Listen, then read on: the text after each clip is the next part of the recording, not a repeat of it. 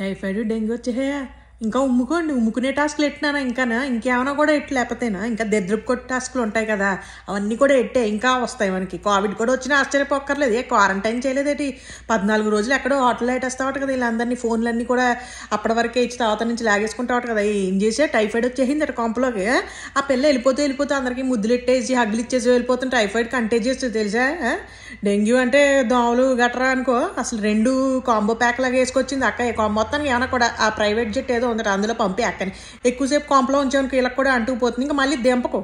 చాలా అరుపులు అవి వినలేకపోయాం. చాలా ఇద్దరు ఉన్నారు అరుపులు అరిచేవాళ్ళు. వాళ్ళని ఉంచేసి జాయిగా పంపే హాస్పిటల్కి పంపి డాక్టర్ గారు టిప్ టాప్గా రెడీ అయిపోయి వచ్చేసి 2 మొక్కలు చెప్పేసి వచ్చి వెళ్ళిపోయారు. జూనియర్ ఆర్టిస్ట్ ఆయన ఏమన్నాను అంటే డాక్టర్ లాగా అనిపించలేదు. మేడం మీకు టైఫాయిడ్ డెంగ్యూ 2 వచ్చేయండి అనుకుంటూ చెప్పేసి వెళ్ళిపోయి ఇంకా అంతకుమించి ఏం మాట్లాడలేదైనా. నాకు తెలిసి డాక్టర్ గారు కాదు, ఎవడో జూనియర్ ఆర్టిస్ట్కి మాస్క్ తొడిగేసి 2 మొక్కలు చెప్పేసి వచ్చాయనుకుంటూ తీసుకుపోయావు నాకు తెలిసి.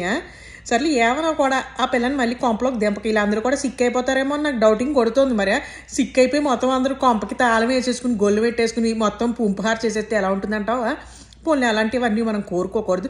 జాయిగా ఉన్న వాళ్ళందరూ మంచిగా ఆరోగ్యంగా ఆడి ఎవరు డిజర్వింగ్గా వాడు కప్పు తీసుకుని వెళ్ళాలని నేను కూడా కోరుకుంటున్నాను. అందుకని ఏంటంటే నువ్వు వెళ్ళిపో, నేను కూడా ఆరెంజ్ క్యారెట్ జ్యూస్ తాగేస్తున్నాను అంతే. మళ్ళీ అసలు టైఫాయిడ్ డెంగ్యూ అన్నారు కదా, చూస్తున్నందుకు మాకు కూడా వచ్చేస్తాయేమో, ఎందుకు వచ్చిన వాళ్ళని నేను చాలా ఇమ్యూనిటీ పెంచేసుకుందాం అనుకుని తాగేస్తాను అనమాట. అది కాన్సెప్ట్.